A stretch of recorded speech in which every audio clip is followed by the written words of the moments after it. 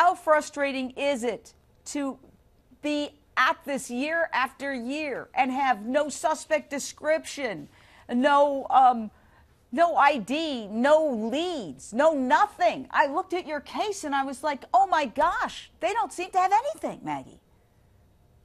Well, we do have leads, but yes, it is frustrating. You know, when I first was told she was murdered and when I finally got to accept that, you know, and I was told that we had DNA, I thought it would be solved within a year or two, and now we're heading towards the 8th anniversary.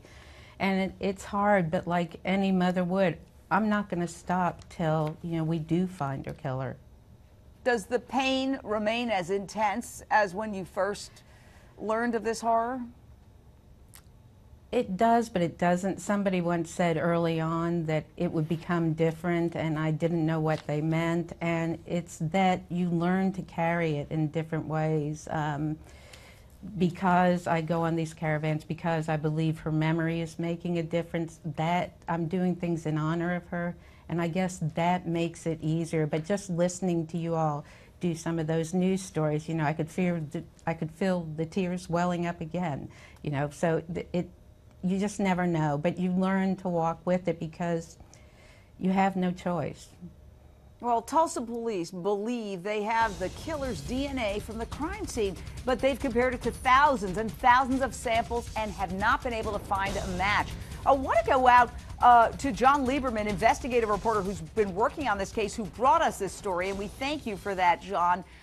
Maggie's been pushing for more DNA at arrest laws. Critics say, well, it's not fair to take a swab from somebody who's just been arrested and not convicted. But, boy, there's been several cases that have been solved because of those kinds of swabs. Now, as far as this case goes, how would anybody have known that a beautiful young co-ed lived in that apartment to break into that apartment? Doesn't this have to be somebody who has some connection to Brittany?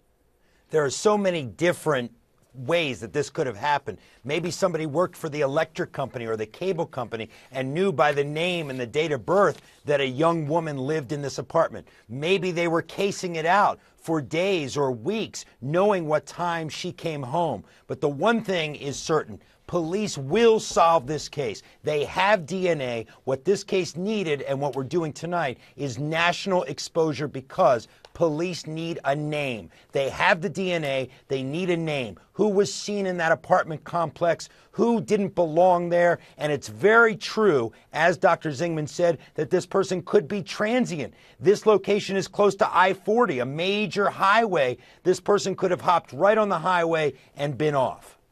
Well, you can help us, possibly. You at home, find Brittany's killer. Tulsa police have put together a profile of the man they believe killed Brittany.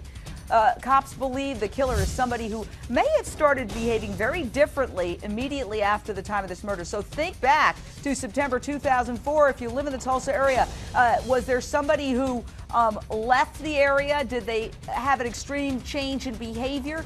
Did they regularly travel along the highways, I-44, I-35, I-40? If you know something, please call Tulsa.